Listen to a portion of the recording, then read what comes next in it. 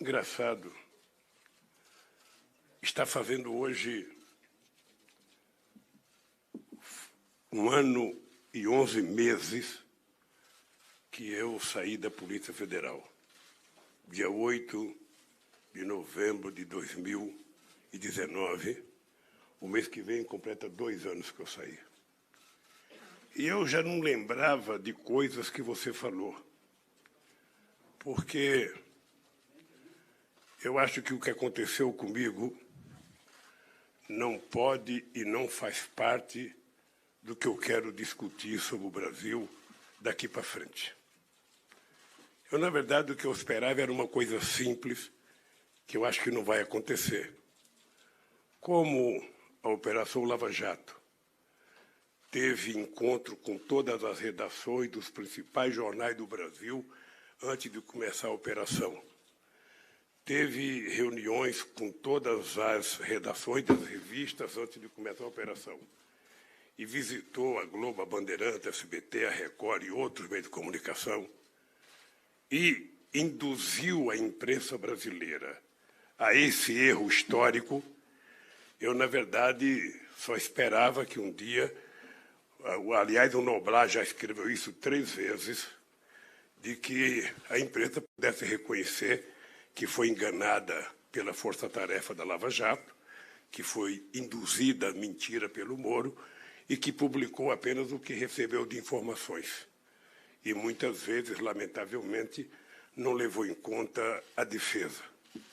Mas eu acho que quem está na briga que nós estamos para tentar reconstruir o Brasil deve fazer com que essas coisas, viu, Gleice, sejam as coisas do passado, que a gente esteja preparado para fazer o enfrentamento do debate, mas a gente precisa saber como é que a gente vai reconstruir esse país. Eu confesso a vocês que depois que eu deixei a presidência, dia 31 de dezembro de 2010, eu não esperava que o Brasil, 10 anos depois, fosse estar pior do que quando eu peguei o Brasil em 2003. Não esperava. Eu não esperava que a fome voltasse ao Brasil.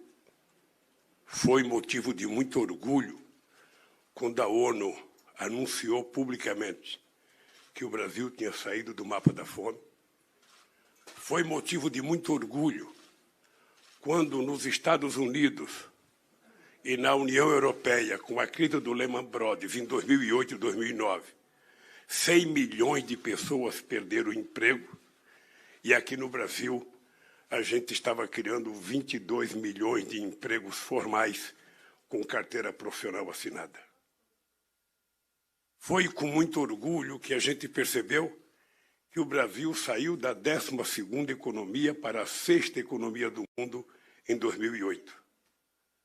Eu lembro que eu brincava com a França e com a Inglaterra que eles se preparassem, porque o Brasil ia correr atrás da Alemanha para que a gente virasse a 4ª economia do mundo.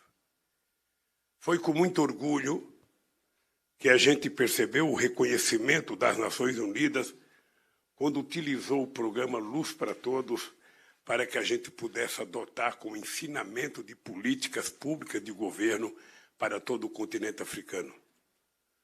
Foi com muito orgulho quando a ONU recomendou que o programa Bolsa Família, considerado o mais importante programa de inclusão social, fosse referência para todo o terceiro mundo. E é com muita tristeza que tudo o que nós conquistamos está sendo destruído. E começou a se destruir o respeito pelo salário mínimo, que foi criado em 1939 pelo Getúlio Vargas. Depois se destruiu a CLT, que foi criada em 1943 pelo Getúlio Vargas. E depois do desmonte das indústrias, que era a base do desenvolvimento e crescimento brasileiro, criado pelo Getúlio de 50 a 54. É com muita tristeza que um país de 215 milhões de habitantes, com a riqueza que nós temos, seja no solo e no subsolo, seja a riqueza que encontramos, sabe, a 7.000 metros de profundidade com o pré-sal, seja a riqueza da nossa floresta tropical, seja a riqueza dos nossos 12% de água do Rio Doce, tudo isso não vale nada na mão de alguém que nunca se preparou para governar nem o conjunto habitacional que mora, se ele fosse síndico. Não se preparou, não se preocupa em governar, porque nós vivemos um momento em que nós temos um governo que não sabe fazer outra coisa a não ser provocar, a não ser contar mentiras todo dia pelo fake news. E vocês sabem que já foi divulgado fartamente pela imprensa que a média de mentiras por dia que ele conta são 5.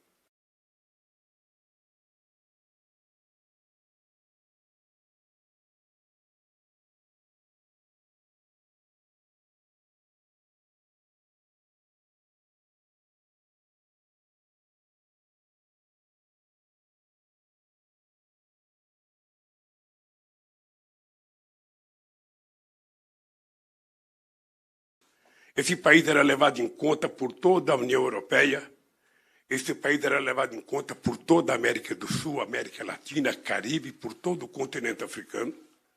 Esse país hoje, para que o nosso presidente receba um presidente da República, ele tem que mandar buscar um presidente de Guiné-Bissau, porque ninguém quer vir ao Brasil, ninguém quer recebê-lo no seu país. Isso é motivo de tristeza. No momento em que o povo brasileiro mais precisa de um presidente, o papel do presidente é exatamente esse. É como se fosse um grande chefe de família. É como se tivesse a responsabilidade de manter a família em paz, a família em harmonia, a família com esperança ele destrói. No dia 7 de setembro de manhã, ruge como um leão e no dia 8 de tarde, mia como um gatinho, pedindo perdão com medo de todas as atrocidades que ele tem cometido nesse país contra as instituições. E mais grave ainda, um presidente da República que nunca fez um gesto de solidariedade a uma única pessoa vítima do Covid, e muito menos aos familiares das 600 mil pessoas que já morreram. Não tem um gesto, não tem um carinho, não tem uma solidariedade, não tem uma visita a uma sala para dizer eu estou com vocês, estou preocupado com o nosso povo. Continua mentindo, continua tentando vender remédios ineficazes, continua fazendo propaganda contra a máscara, continua dizendo que o coronavírus não é o bicho-papão que a ciência diz que é, que a medicina diz que é, e continua sendo ironizado no mundo. Ele possivelmente tenha compartilhado com os milicianos dele que aquela foto dele comendo pizza em Nova York era uma coisa popular.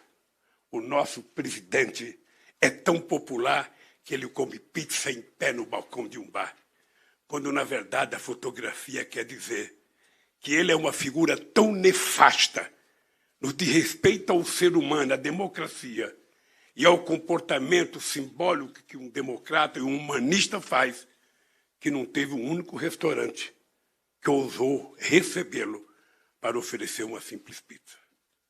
Então é nesse momento de vergonha, em que a gente vê a CPI denunciando todo dia, não sabemos se tudo vai ser provado na justiça, mas pelo que a gente tem acompanhado pela imprensa, também não sei se é tudo verdade, os que as pessoas falaram, mas é que você tinha uma quadrilha para mentir a respeito da venda de remédios ineficazes e para mentir a respeito da compra das vacinas. É esse país que nós estamos vendo com 19 milhões de pessoas passando fome, e estudo mais profundo mostra que, além dos 16 que estão passando fome, sabe, de verdade, tem mais 116 milhões que estão vivendo um momento de insegurança alimentar, porque não conseguem consumir todas as calorias e as proteínas necessárias. Esse país, com 15% de desemprego, com 33 milhões de trabalhos intermitentes, em que o trabalhador não tem direito a praticamente nada, trabalhadores muitas vezes carregando comida nas costas para entregar na casa dos outros, sem ter os recursos para comer, trabalhador sem férias, trabalhador sem 13º salário, trabalhador sem nenhum programa de seguridade social, e durante muito tempo foi vendida a ideia que esse cidadão era um microempreendedor individual, dando um status que todos nós que trabalhamos em fábrica gostaríamos de ter. Eu, em 1965, entrei na Vilares Iglesias para trabalhar como torneiro mecânico. Eu ainda não tinha completado 20 anos de idade. E o meu sonho, como é o sonho de qualquer trabalhador no mundo, é trabalhar por conta própria. Paulo Rocha sabe disso porque foi gráfico. O sonho de qualquer trabalhador, quem sabe até o sonho de todos os jornalistas, era ter o seu próprio meio de comunicação, ter o seu blog, ganhar o seu dinheiro sem precisar ter o editor para mandar ele fazer as coisas, alguém para vetar a matéria que ele publica. Ou seja, esse é um sonho natural. E esse sonho foi alimentado com a mentira de que as pessoas estavam perdendo seus direitos porque os microempreendedores, que tudo ia melhorar. É com muita tristeza que eu vejo as pessoas que criaram a ponte para o futuro para dar um golpe na presidenta Dilma Rousseff, as pessoas que prometeram acabar com a CLT, que ia melhorar a vida do trabalhador, não tem nenhuma explicação para o desastre da economia brasileira que nós temos hoje. Eu sou de um tempo em que a gente tinha empresários muito respeitáveis nesse país. Eu sou do tempo em que a indústria representava 30% do PIB brasileiro e não apenas 11% como hoje. Eu sou do tempo em que você tinha pessoas como Antônio Emílio de Moraes, Bardella, Renar Koch, o Grupo Vilares, empresa, o Mindre na Metal Leve, eram empresários de grande envergadura que discutiu a indústria automobilística. Quando eu deixei a presidência, produzia 3.800.000 carros, está produzindo menos de 2 milhões agora. Ou seja, e qual é o símbolo do desenvolvimento hoje nesse país? Qual é o símbolo do crescimento econômico desse país? Esses dias eu vi o papel vexatório do grande empresário brasileiro chamado Velho da Van. É muito triste para um país com a vocação de desenvolvimento que tem o Brasil. Um país com o potencial de riqueza minerais que tem o Brasil. Um país que não tem contencioso internacional e, portanto, esse país mantinha relações extraordinárias. A gente não pode nunca esquecer, e você se lembra que quando eu era presidente, quando a gente chegou à exportação de 100 bilhões de dólares, a gente colocou um contêiner pendurado na frente do Ministério da Minas e Energia. Nós pegamos com menos de 100 e chegamos a 500 bilhões de dólares no fluxo de comércio exterior, mostrando o potencial extraordinário que tinha de crescimento desse país, para exportar commodities, mas também exportar produtos manufaturados de grande valor agregado, porque essa deve ser uma vocação. Nós vivemos um momento em que não se fala mais de política industrial, a palavra de desenvolvimento não existe mais, a palavra crescimento econômico não existe mais, a palavra distribuição de renda não existe mais, a palavra aumento de salário não existe mais. Nós vivemos um país onde tudo depende da sorte, do Deus dará. Porque o presidente fala que não entende nada de economia, que não entende nada de desenvolvimento, que não entende nada de ciência e tecnologia, que não entende nada de educação, porque está destruindo o ProUni, está destruindo o FIES, está destruindo tudo que nós investimos em ciência e tecnologia. E hoje eu fiquei sabendo que o dinheiro da ciência caiu mais um pouco e vai ter apenas 98 milhões. Significa que a possibilidade que a gente tinha de formar milhares de jovens, meninas e meninos no exterior, para que eles pudessem dar a este país competitividade internacional, qualidade na produção desse país, essa gente está proibida de estudar. E, para terminar, hoje eu vi mais uma coisa patética do presidente, dizendo que é preciso preparar a nação, porque o ano que vem vai ter desabastecimento. E ele já encontrou o culpado, a China. Ele tem que saber que quase todos os produtos agrícolas, o feijão vai em 90 dias, o milho vai 18 meses, ou seja, 6 meses, ou seja, tudo você pode plantar em menos de um ano. Então, ao invés de ele falar que vai ter desabastecimento, ele deveria estar apresentando, junto com os produtores rurais desse país, junto com a Embrapa, um programa de aumento da produção agrícola nesse país, sobretudo daqueles produtos que são produzidos quase na sua maioria pelas propriedades de até 100 hectares, que é quem produz os alimentos que nós comemos nesse país. Não, e ele joga a culpa em cima do fertilizante. Talvez ninguém tenha dito para ele que foi desativada as indústrias de fertilizante que nós tínhamos nesse país, inclusive a fábrica de ureia que a gente estava criando em 3 Lagoas, no estado do Mato Grosso do Sul, e a fábrica de amônia que a gente estava criando em Uberaba, em Minas Gerais. Tudo foi desativado e o que não tinha foi vendido, porque nunca levou em conta, efetivamente, essa questão agrícola com seriedade. Esse país que hoje ele, inclusive, encontrou um novo culpado para o aumento de gasolina. Agora é o Lula. O Lula é culpado pelo aumento da gasolina porque, há 12 anos atrás, eu resolvi fazer a refinaria Abreu e Lima, lá em Pernambuco. E eu só queria terminar dizendo, você sabe que não existe nenhuma razão para que o preço do combustível brasileiro e do óleo diesel e do gás seja internacionalizado. Nenhuma razão. Nós somos autossuficientes. Nós tínhamos refinarias de muita qualidade. Nós tínhamos construído os gasodutos necessários nesse país. Nós tínhamos melhorado a qualidade do nosso óleo diesel e da nossa gasolina. Nós saímos de 500 ppm para 50 ppm, que era um padrão europeu, e tudo isso foi desmontado.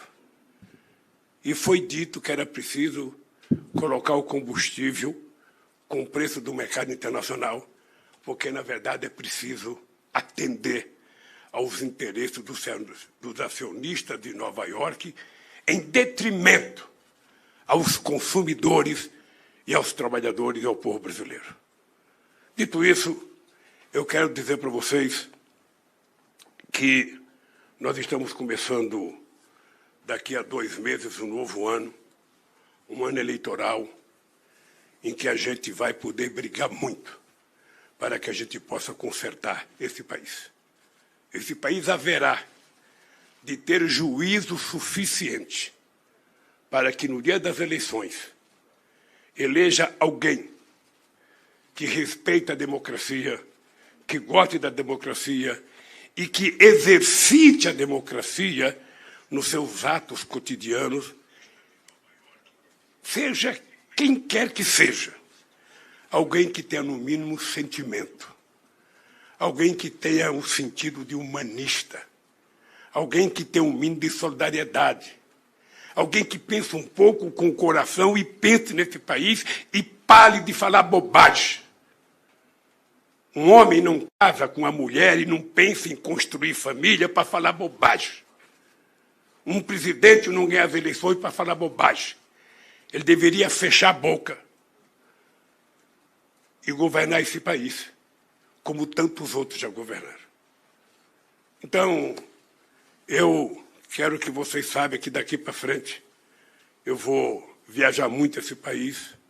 Estou pedindo a Deus que a gente possa logo, logo ter uma recomendação da ciência para que a gente possa tirar a máscara, assim as pessoas poderão ver a minha beleza e ver que quando eu falo que tenho 76 anos de idade e energia de 30, é verdade, e me colocar à inteira disposição para as perguntas de vocês.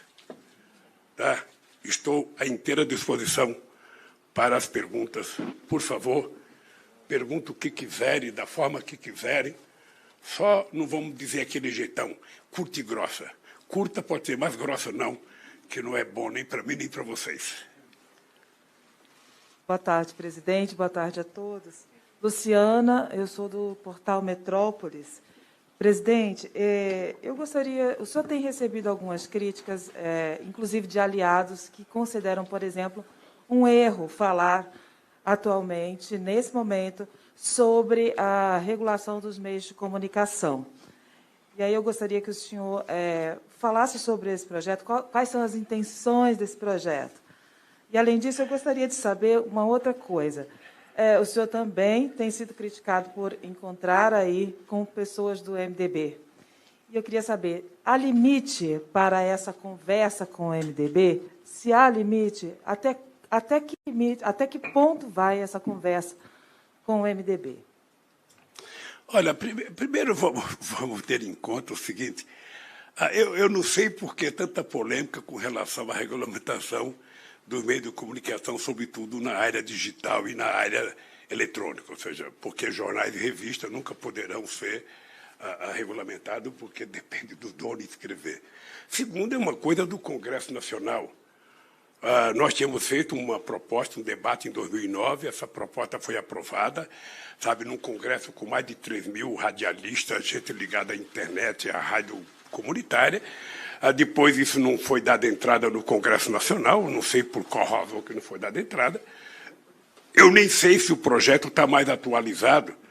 Portanto, o que se propõe é que em algum momento da história do Congresso Nacional esse tema pode ser debatido. E esse não é um tema de um presidente da República, esse é um tema do Congresso Nacional.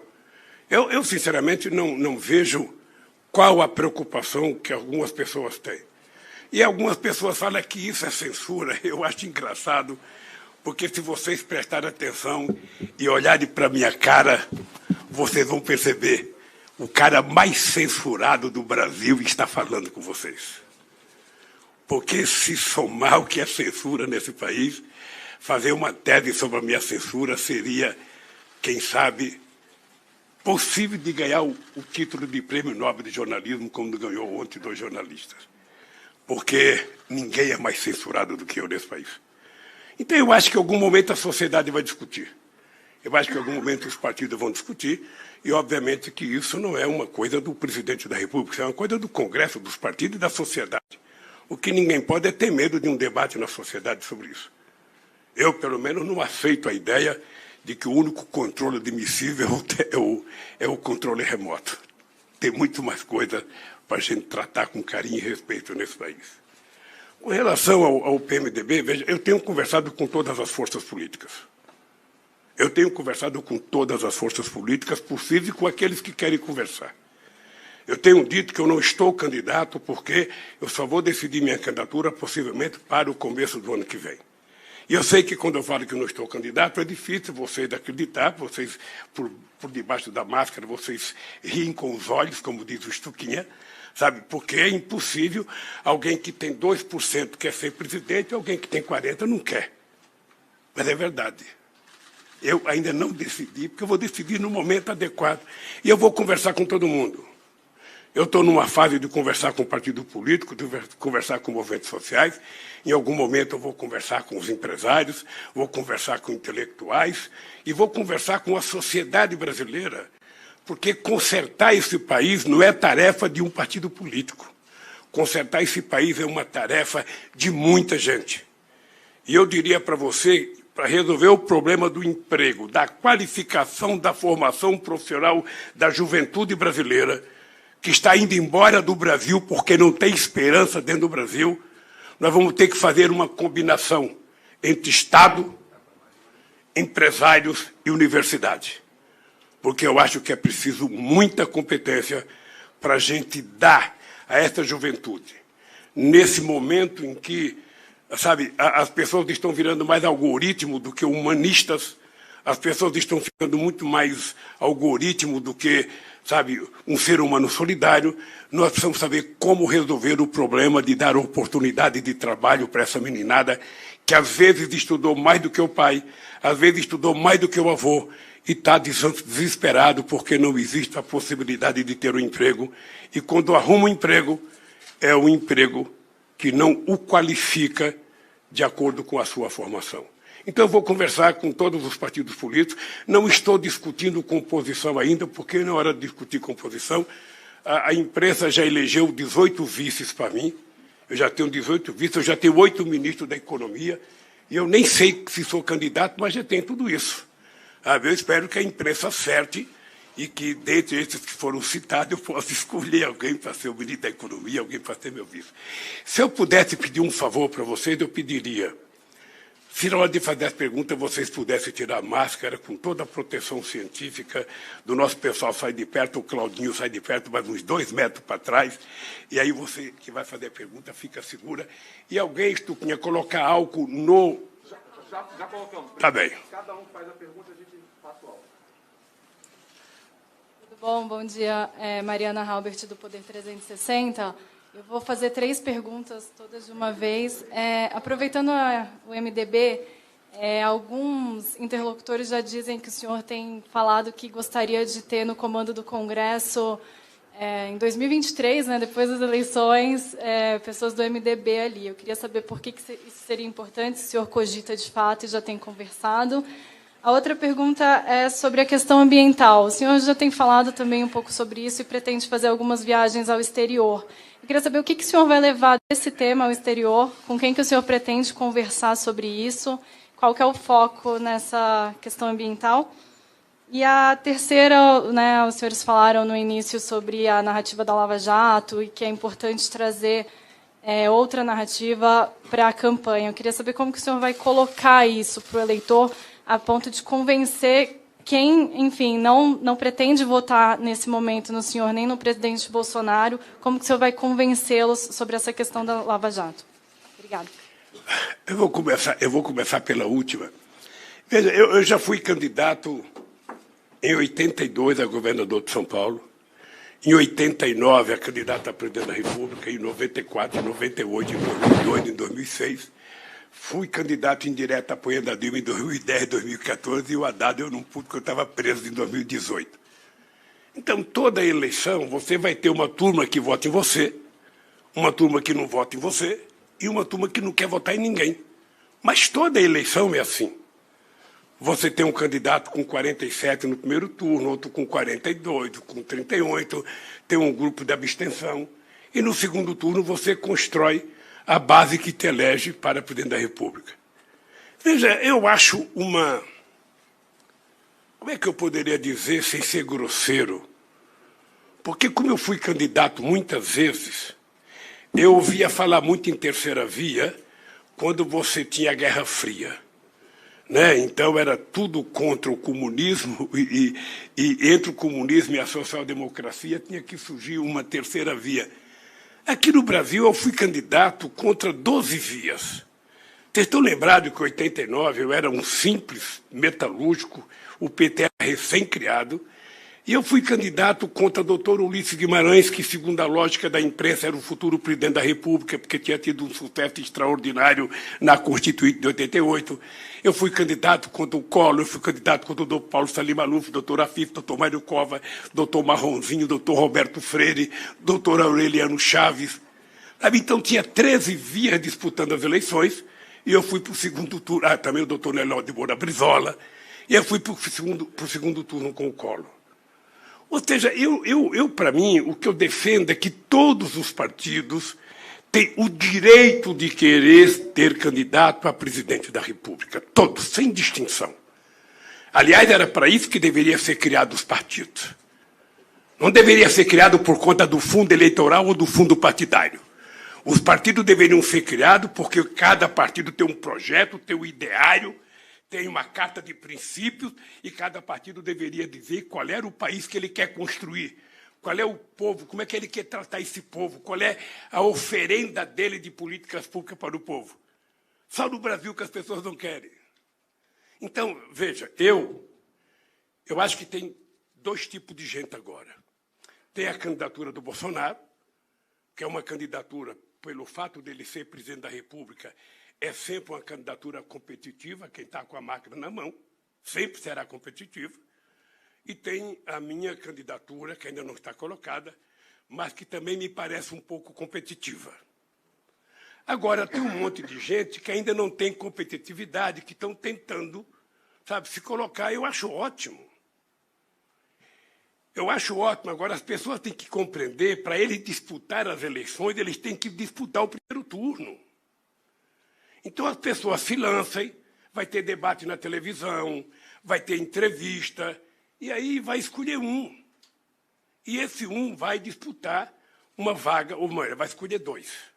Esses dois vão disputar.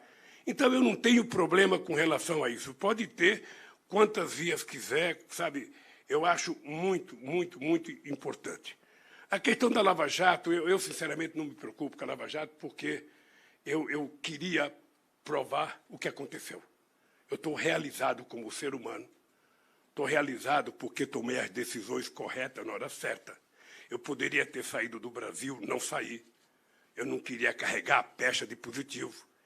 Eu tomei a decisão de ir lá para Curitiba para ficar na barba do Moro para provar que ele era mentiroso. Ele era um deus de barro criado pela imprensa brasileira. E a imprensa poderia ter percebido isso na minha sentença. Porque a sentença, o crime que eu cometi, é um fato indeterminado. Nem ele sabia que crime que eu cometi. E vocês estão lembrados que na primeira audiência que eu fui com o Moro, eu disse para o Moro, isso está gravado. Eu disse, isso não é fake news, isso não é coisa, sabe, de hacker, não. Está gravado lá, eu dizendo para o Moro, você está condenado a me condenar porque você já permitiu que a mentira fosse longe demais. E aconteceu o que eu previ. Então, eu não vou discutir Lava Jato, não vou discutir isso. Na minha vida acabou. Eu só tenho que tirar lição, sabe? Tirar proveito do que aconteceu em benefício desse povo, porque, embora eu tenha ficado 580 dias na cadeia, eu tenho certeza que muita gente em liberdade sofreu mais do que eu, passou mais fome do que eu, dormiu pior do que eu, sentiu mais frio do que eu. Então, eu não posso, sabe, não estou preocupado. Quem tem que dar explicação sobre a Lava Jato é quem construiu a mentira. E quem construiu a mentira foi a força-tarefa da Lava Jato, mais o juiz Moro. Eles construíram uma mentira, venderam para a imprensa como se fosse verdade. O que eles falavam não era nem questionado pela imprensa para pedir resposta para a defesa. E agora eu só queria que a imprensa dissesse, olha, queremos pedir desculpas ao Lula. Eu sei que é difícil, porque a palavra desculpa é preciso ter muita grandeza para falar. A palavra perdão é preciso ter muita grandeza. Quem não tem grandeza não sabe pedir. E dizia o seguinte, eu quero pedir desculpa ao presidente Lula, porque nós fomos induzidos à mentira pela Força-Tarefa, pelo Dallagnol, pelo Moro. Sabe? E agora provou, sabe, que eles, na verdade, é que era uma quadrilha. Ficaria tudo bem, eu ficaria em paz. Sabe? O jornalista que falou também dormiria em paz. Não ia carregar uma mentira para o resto da vida. Sabe? Então é isso. Eu estou muito tranquilo com relação ao que já aconteceu com a Lava Jato. E queria também dizer para você, acho que eu vi ontem na imprensa que eu estava querendo, eu já escolhi quem vai ser o presidente da Câmara e quem vai ser o presidente do Senado. Eu não tenho nenhum curso de cientista político, eu não sou um cara formado, sabe, em filosofia, em sociologia, mas deixa eu dizer uma coisa para vocês. Pobre do presidente da República que se meter a interferir nas eleições do presidente da Câmara e do presidente do Senado. São duas instituições autônomas. O presidente da República não tem que tentar eleger ninguém. Ele tem que conviver democraticamente com quem foi eleito. Não é de direito ou de interesse do presidente eleger o presidente que eu gosto. Quem tem que gostar do presidente da Câmara, do presidente do Senado, são os deputados. Eles é que votaram, eles que vão conviver, não é o presidente da República. Da mesma forma que os deputados não escolhem o ministério, o presidente não pode escolher o presidente da Câmara nem do Senado. Se a gente respeitar isso, a gente vai governar esse país com muita tranquilidade. É só respeitar isso. Então, o Poder Judiciário não pode ficar falando de política todo dia. O Poder Judiciário não pode ficar dando sentença pela televisão. A sentença tem que ser dada em função dos autos do processo. Nós temos países em que um ministro da Suprema Corte, ninguém sabe quem é o voto dele. Ele vota e acabou. Aqui no Brasil, as pessoas fazem o voto publicamente como se tivesse uma assembleia. Isso não é saudável. E eu acho que todas as pessoas sérias na Suprema Corte sabem disso. Da mesma forma que o poder legislativo não pode ficar judicializando a política. Sabe, o cidadão manda um projeto para a Câmara, ele perde, ele corre para o Poder Judiciário. Ele é o primeiro a desrespeitar a política que ele tanto acredita. Então, se cada instituição cuidar do seu papel, esse país volta à normalidade e tudo vai ser bom, como foi em outros momentos nesse país. E as pessoas têm que respeitar o Poder Executivo.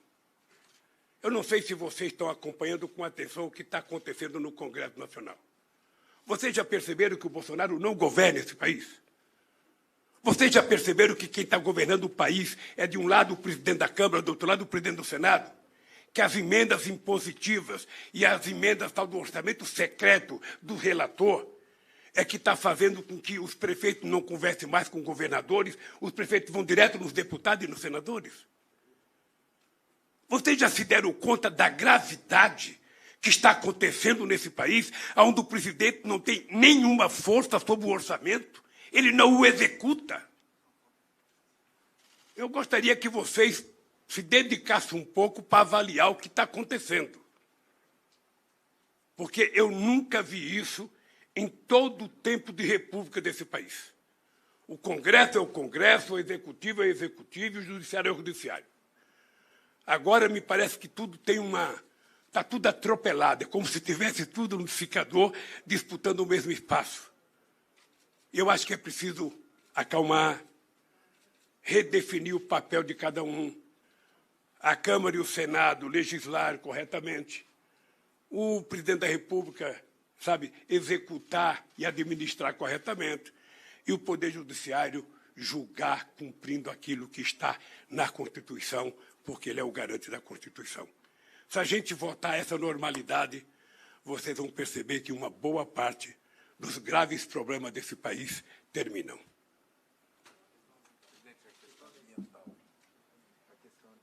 A questão ambiental, desculpa, é que você fez 4 perguntas nenhuma.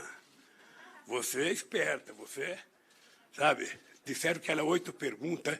Quando a gente vai atender agora o movimento social, antigamente é o seguinte, vai falar 3 pessoas. Agora, cada pessoa participa de uma decisão coletiva. Então, cada pessoa tem mais 4 para falar. Então, no ato que era para falar 3, falam 12. Mas deixa eu falar para você, a questão ambiental, ela, hoje no mundo, mas sobretudo num país como o Brasil, não é possível você discutir desenvolvimento, crescimento econômico, se você não discutir a questão ambiental.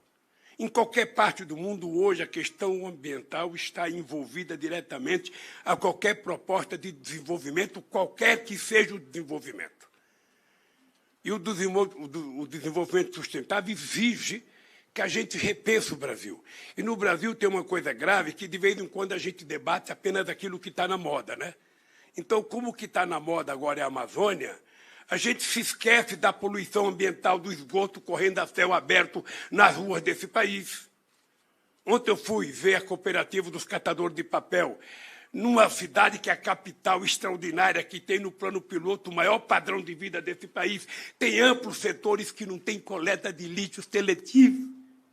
As pessoas colocam tudo junto no saco para ir para a cooperativa para as pessoas poderem separar. Sabe, é comida orgânica com papel higiênico. Sabe, não tem sentido.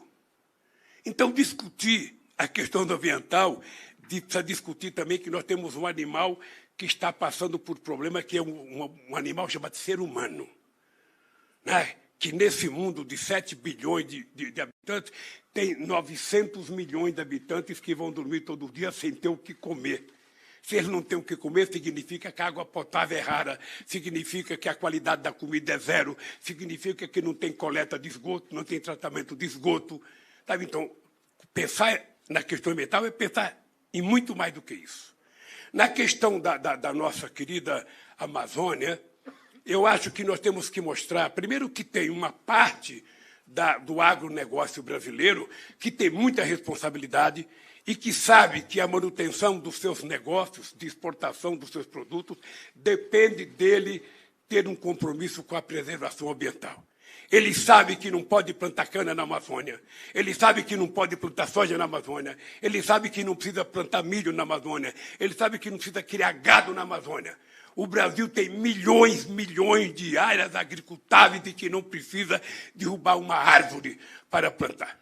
Ele sabe. Inclusive, era mais fácil recuperar as áreas já degradadas. Esse é um debate que nós vamos fazer com a sociedade brasileira. Esse não é um debate para o ministro do Meio Ambiente, é um debate para a sociedade brasileira, e nós queremos compartilhar esse debate com o mundo.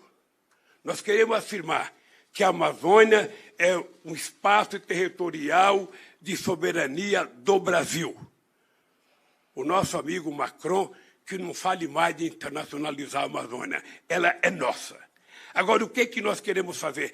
É democratizar o estudo científico da qualidade da riqueza da nossa biodiversidade, para que a gente possa tirar disso a extração de produtos fármacos, de produtos para a indústria de cosméticos, fazendo empresa limpa para que a gente possa gerar emprego, distribuir renda para aquele povo que morou lá, que são 25 milhões de pessoas, no mínimo. E, obviamente, que compartilhar com o mundo os benefícios da manutenção da floresta em pé, porque aí a gente vai sofrer menos com o efeito da brigada estufa.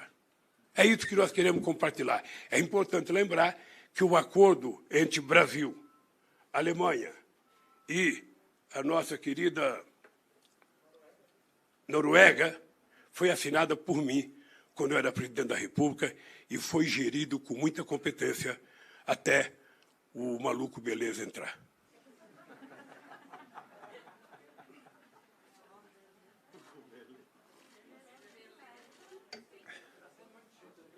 Bom dia, presidente. Bom dia. Tereza Cruvinel, Portal Brasil 247. Presidente, em 2002, quando o mercado embarcou na narrativa do risco Lula, né, o senhor respondeu com a carta ao povo brasileiro. E aquela pactuação de honrar contratos, respeitar contratos, quebrou resistências e abriu caminho para a sua candidatura. Hoje, quando as pesquisas lhe atribuem até a chance de vencer em primeiro turno, nós vemos o seguinte: alguns atores dessas elites econômicas reconhecem qualidades do seu governo, o Delfim Neto, o Maelcio da Nóbrega, que você fez um ótimo governo, etc., mas nós estamos vendo resistências aí de setores do mercado, das elites. Até o presidente da Natura disse anteontem que Bolsonaro é Bolsonaro é inaceitável, o senhor é indesejável. O senhor está com um projeto, né, uma plataforma de reconstrução nacional que, naturalmente, necessita de pactuação também com as elites econômicas desse país. Qual é a sua proposta, a sua carta ao povo brasileiro do momento atual, né? Qual a sua proposição quando, você disse que é em janeiro, né, for conversar com os empresários? Como responder a essas resistências, né? E aproveitando aí o precedente das 4 perguntas, se o senhor puder me dizer que o PSOL está dizendo que o apoio à sua candidatura não está assegurado e a gente sabe que isso se deve à questão São Paulo. Você está disposto a deslocar Fernando Haddad para uma candidatura ao Senado e apoiar Boulos para viabilizar essa aliança com o PSOL? Obrigada. Olha, eu sempre faço uma analogia da política com o futebol. Sempre o jogador que está no banco de reserva, ele fica chateado quando o técnico escala outro, porque ele fica sentado achando que ele deveria estar no lugar do outro. Na política é a mesma coisa. O Haddad tem um potencial eleitoral em São Paulo muito forte. E o Boulos é um jovem da qual nós do PT temos um profundo respeito, e eu, além de respeito, sou amigo pessoal do Boulos, que está fazendo a disputa. E, no momento certo, a gente vai saber quem é que deve, então, assumir o posto de candidato ao governador de São Paulo. Não precisa ter pressa. Cada um faça a sua campanha, cada um tente trabalhar, cada um faça o debate. No momento, a gente vai sentar junto e vai aferir, porque a nossa relação com o PSOL é de muita qualidade. Sabe? Então, isso não me preocupa. O que eu quero nesse instante é que o Boulos viaje ajustado defendendo a sua candidatura, que o Haddad viaje ajustado defendendo a sua candidatura, Em algum momento a gente vai fazer a aferição.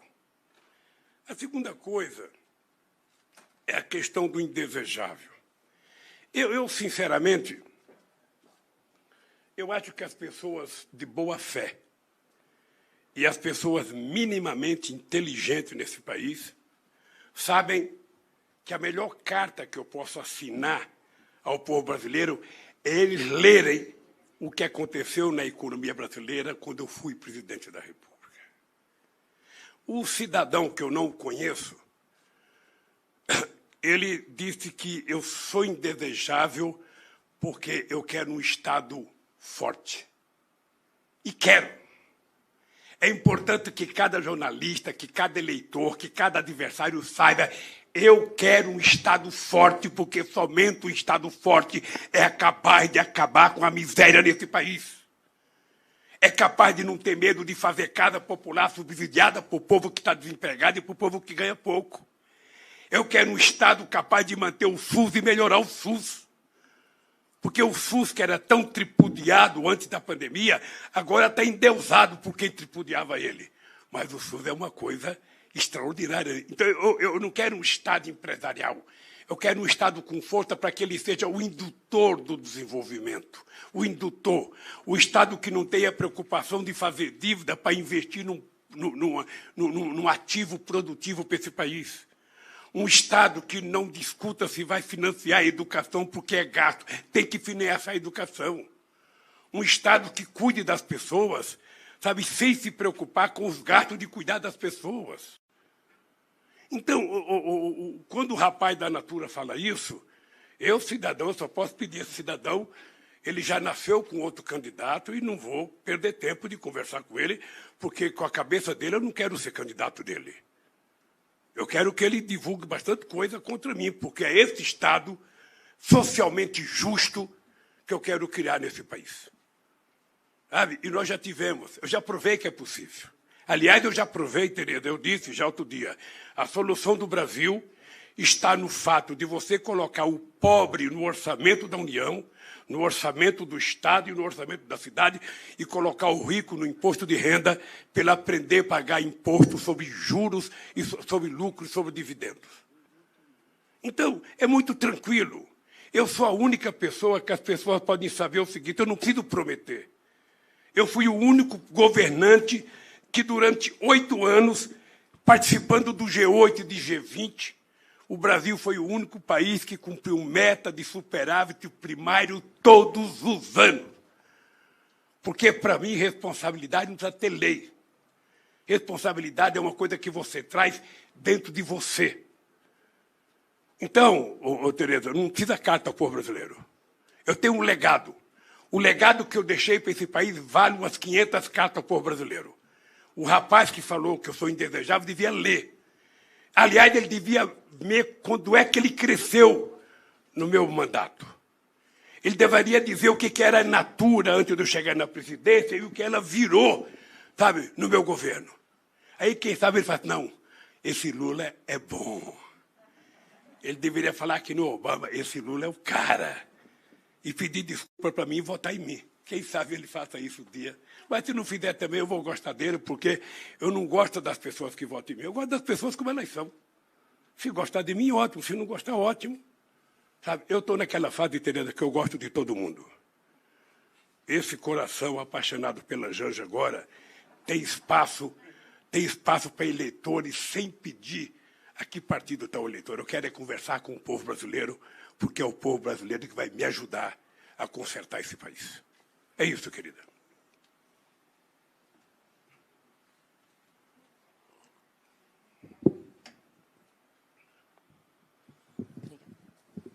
Boa tarde, presidente. Eu sou Júlia, da Folha de São Paulo. Eu queria saber se o senhor pretende ir aos protestos do dia 15 de novembro, que estão sendo organizados pela oposição, e por que o senhor não foi aos atos anteriores, se isso não pode dar uma sinalização de que, na realidade, o senhor não apoia o impeachment do presidente Bolsonaro e pode enfraquecer a mobilização?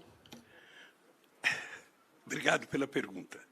Eu estava esperando essa pergunta. Era necessário, veja, dizer que o PT é contra o impeachment é de uma insanidade. A pessoa que fala que o PT é contra o impeachment poderia perguntar por que o Lira não coloca em votação. Não é a Gleice Hoffmann que pode colocar em votação. Ela está magrinha de tanto gritar impeachment, fora Bolsonaro. Eu estou achando até que ela tem que tirar um descanso para ela engordar um pouquinho e deixar os outros que acham que o PT não quer impeachment gritar. Porque o PT não precisa, sinceramente, é o único partido político que não tem que dizer que quer o fora Bolsonaro e que quer o impeachment. Agora, o presidente da Câmara tem mais de 130 pedidos e poderia colocar um em votação. Então, isso é uma bobagem que não dá para levar a sério alguém dizer que o PT não quer impeachment. Segundo, por que eu não fui nos atos até então? Eu não fui nos atos, primeiro, por uma questão de responsabilidade. Eu não queria e não vou contribuir para transformar o ato em atos políticos. Porque a hora que eu subir no caminhão, estará subindo no caminhão o primeiro colocado em todas as pesquisas de opinião pública que pode ganhar as eleições no primeiro turno. Uma coisa é subir num caminhão um candidato que tem 2% dos votos. Outra coisa é subir num caminhão um candidato que tem 47% do voto, 45, 40, 48, 49, 51, 52, 53. Depende do viés da pesquisa. Então, eu tenho essa responsabilidade. Porque quando eu subir no caminhão, não é para descer mais. Segundo, eu tenho 4 ministros da Saúde. Eu tenho o Tamporão, tenho o Quioro, tenho o Humberto Costa e tenho o Padilha. Todas figuras excelentes. E é eles que falam, presidente, o senhor não deve ir. Enquanto não houver segurança científica, o senhor já tem 75 anos de idade, o senhor está na área de risco, então o senhor não deve ir. E não vai fazer falta porque o senhor estará representado pela presidenta Gleice Hoffmann, pelo companheiro Fernando Haddad e por tantos outros militantes do PT. Então eu não vejo por que ir. Quando eu decidi ir, você vai fazer uma pergunta para mim depois. Ô, presidente, por que você vai em tanto palanque? E eu vou dizer porque eu gosto. Eu tô com muita vontade de ir, mas eu estou realmente com cuidado. Estou com muito cuidado. E não sei se eu vou dia 15, não sei. Vai depender da circunstância e do momento. Eu só estou te dizendo que quando eu for, eu não sairei mais do palanque. Por quê? Porque quando eu for, significa que a gente vai poder fazer comício, e se puder fazer comício, eu vou voltar a andar pelo Brasil. Tem um pequeno problema ainda que eu não queria antecipar, já que você perguntou, vou antecipar. Possivelmente, eu tenho uma viagem que eu tenho que ir a Berlim, eu tenho que ir a Bruxelas, eu tenho que ir a Paris, e eu tenho que ir a Madrid. São encontros que estão sendo marcados, encontros que são no Parlamento Europeu, encontro que eu vou receber um prêmio na França, encontro que eu vou conversar com o SPD, que acaba de ganhar as eleições na Alemanha, encontro que eu vou participar de um debate no El País com empresários espanhóis, sabe, encontros que eu talvez visite o primeiro-ministro Pedro Sanches. Então, eu estou nessa fase de preparar isso. Sabe, se a minha viagem for depois do dia 18, eu participarei do dia 15. Se ela for antes do dia 18, eu não participarei, mas deixarei a Gleice Hoffmann com minha representante mó para falar em meu nome. Ela vai ser minha carta nesse ato.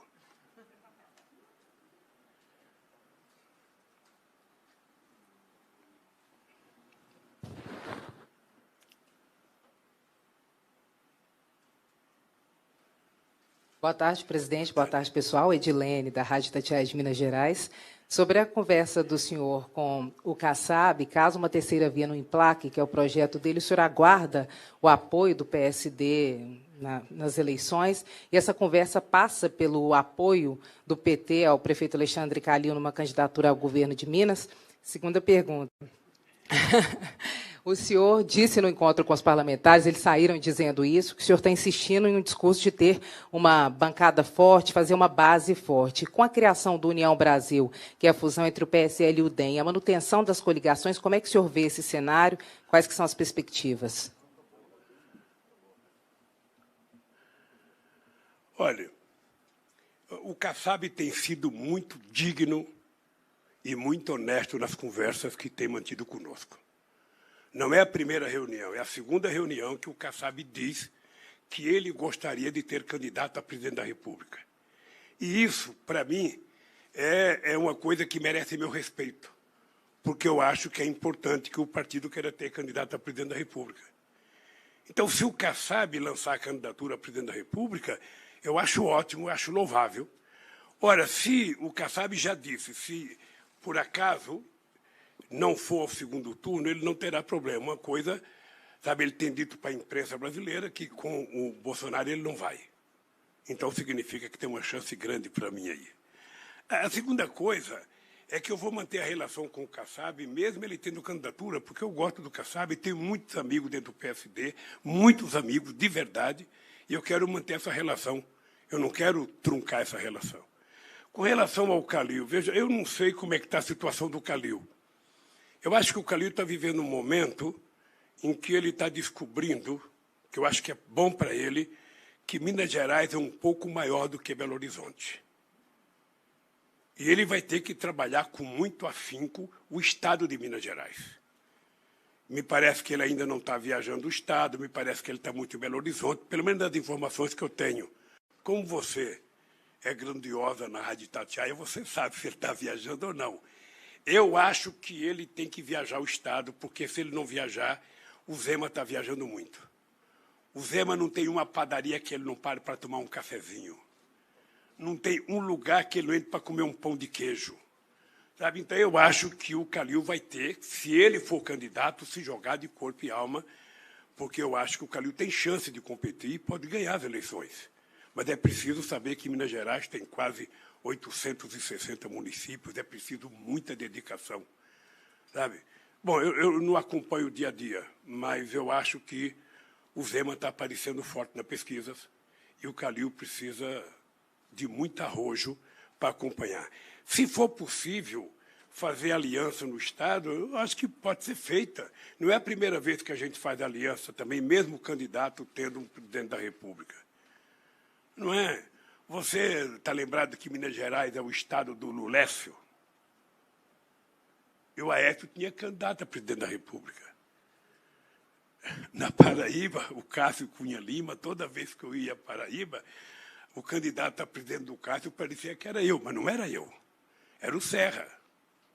E depois era o Alckmin. Então, vamos deixar um pouco as coisas acontecer. Quando chegar mais ou menos para março do ano que vem, a gente vai ter uma definição.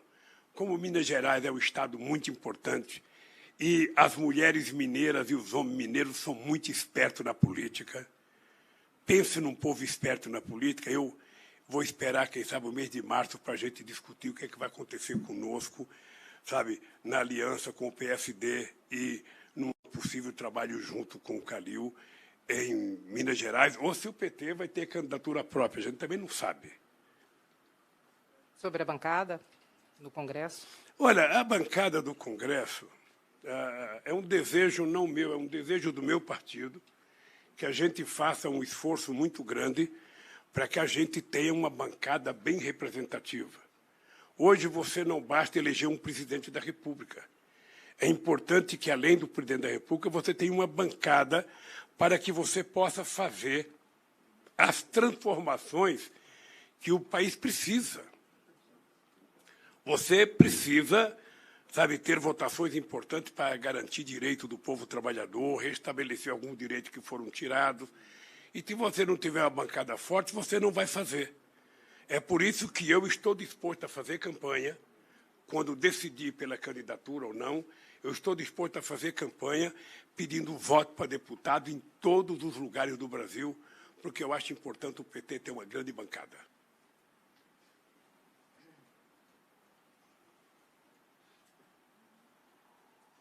Boa tarde, presidente. Eu sou Afonso, repórter do El País. Tem uma discussão entre a oposição ao governo sobre a união, ter uma unidade entre esses opositores para defender o impeachment. Só que a gente viu no último protesto que um dos pré-candidatos, o Ciro Gomes, foi vaiado por parte desses opositores. A minha dúvida é, como é que se pode chegar a essa união, tendo esse confronto contra um dos nomes, e se o senhor tem alguma agenda prevista com o Ciro, uma tentativa de reaproximação do candidato? Deixa eu fazer uma contra-pergunta para você. Você, em algum momento, viu eu criticar o Ciro Gomes? Você já viu alguma notícia minha fazendo críticas ao Ciro Gomes? Não faço. E mesmo quando o Ciro Gomes faz crítica a mim, eu acho normal. Porque se ele quiser disputar as eleições para ganhar, ele tem que criticar o Bolsonaro e criticar a mim, porque senão ele não vai a lugar nenhum. Então, tudo isso eu trato com muita delicadeza e com muito respeito. Pode ficar certo que eu não vou, durante todo o processo de campanha, responder às ilações que o Ciro faz com relação a mim. O Ciro foi meu parceiro, ele me ajudou a governar. Sabe? Ele participava da comissão de crise junto com o Márcio Tomás Batlló, junto com a Dilma Rousseff, junto com o Gilberto Carvalho. Se ele está falando o que ele está falando, é porque ele acha que isso vai dar voto para ele. Eu não sei se vai dar, mas eu não vou responder. A segunda coisa, gente, só não foi vaiado nesse país quem não subiu para palanque. Eu já fui vaiado muitas vezes. Nós temos que gostar das vaias do mesmo jeito que a gente gosta do aplauso. Por que isso é importante o cara que bate palmo e não é importante o cara que fala para você? Quem participou das campanhas das diretas sabe que todo mundo era vaiado em cada estado brasileiro. Quem participou do movimento sindical de assembleia sabe quando você propõe o fim de uma greve, você é vaiado. O mesmo trabalhador que te apoiou e te aplaudiu às 10 horas da manhã te dá uma vaia às 5 horas da tarde. E você não pode fazer disso uma profissão de fé, de achar ruim. Ah, não, isso é político. Não, isso é democrático também. O Ciro tem que saber o que ele falou para mexer com aquelas pessoas que estavam lá. Ele deve ter falado alguma coisa que as pessoas não gostaram. Eu, quando fui criar a CUT, meu caro, eu fiz um discurso de meia hora em Badivaia. E não parei de falar. Eu falei. E conseguimos aprovar a criação da CUT. Então, não vamos ficar preocupados com uma vaia que aconteceu na Avenida Paulista por um grupo de pessoas, porque não foi a totalidade das pessoas que vaiaram o Ciro. Ao invés de a gente ficar preocupado com quem vaiou, se preocupe com o que o Ciro falou a semana anterior. Vamos nos preocupar um pouco com o que ele falou na semana anterior, ver se ele mexeu ou não com as pessoas que estavam lá. Sabe? Então, companheiros, é o seguinte, a gente não pode diminuir a importância do ato porque houve um incidente de pouca gente vaiando o Ciro Gomes. Que não foi só em São Paulo, foi no Rio de Janeiro também, possivelmente pelas mesmas razões. Sabe? Mas eu tenho certeza, imagina se eu estivesse no palanque, então, as pessoas iam achar que era eu que estava incentivando a fazer isso. Ainda bem que eu não estava.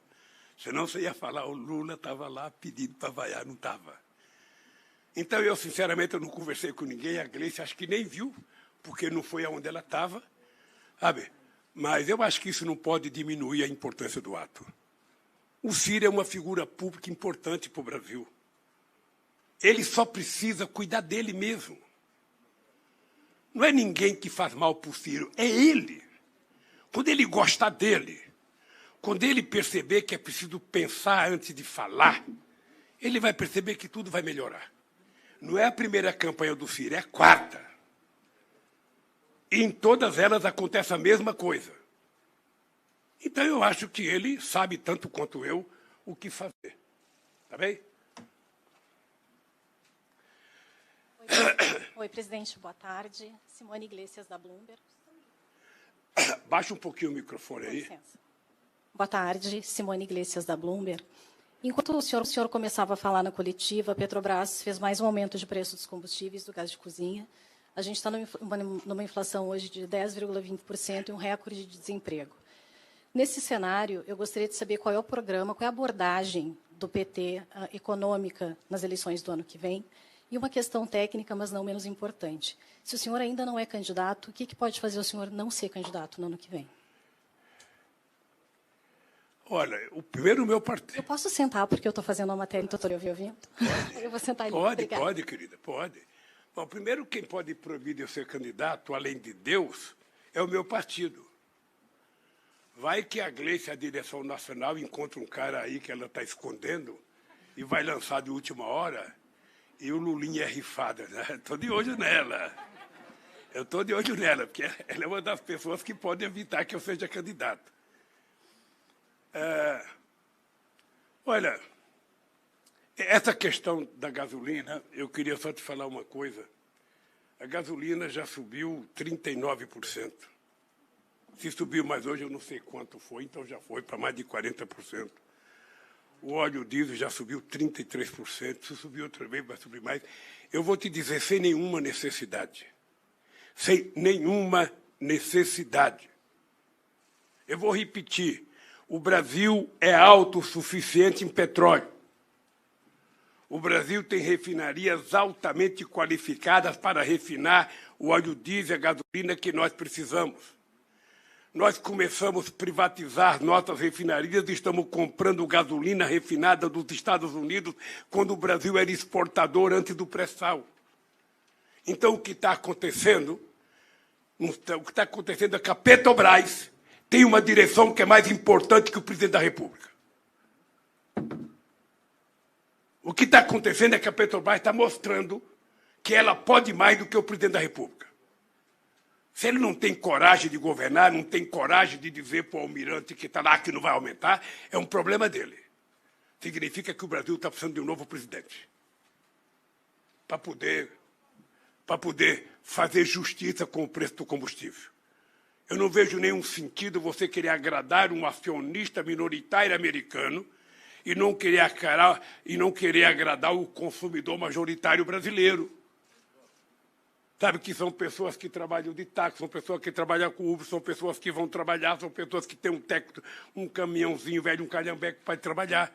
Ele deveria estar preocupado com o preço para essa gente e não preocupado com o acionista de Nova York. Então isso só demonstra que o Bolsonaro é um garganta. Ele é um cara que fala sem ter noção do que está falando, que esbraveja. Sabe aquele cara que grita achando que bota medo na sociedade? Eu posso, eu vou fazer, eu dou murro na mesa, eu grito, eu falo, eu xingo. Sabe? Quando, na verdade, ele está dando a demonstração de que ele é totalmente incompetente para governar esse país. Totalmente incompetente. Ele não consegue controlar o preço da carne, não consegue controlar o preço do osso, não consegue controlar o preço do peito de frango, nem da carcaça de frango. Ele não consegue controlar o preço da mandioca, que subiu 45%, o preço do açúcar, que já subiu 38%, o preço do frango, que já subiu 28%, o preço do tomate, que já subiu 24%, uma carne chamada patinho, que já subiu 28%, não sei qual foi a última vez que você comprou, mas está R$ 39,00 o quilo. O óleo de soja já subiu 32%, ou seja, significa que não é apenas o combustível que ele não controla o custo de vida do povo, não controla a inflação, e agora está dizendo que vai haver desabastecimento por causa da China. Ele é totalmente fora de controle. Sabe aquele bonequinho eletrônico? Ele perdeu a corda. Então acabou o controle, ele está meio biruta nesse país. Às vezes eu acho que ele parece um biruta de aeroporto. Está sempre virando à procura de uma boa notícia. E a notícia dele é baseada sempre numa mentira, sempre no fake news. E eu acho que o povo brasileiro vai ter que dar conta disso em algum momento. Obrigado, pessoal.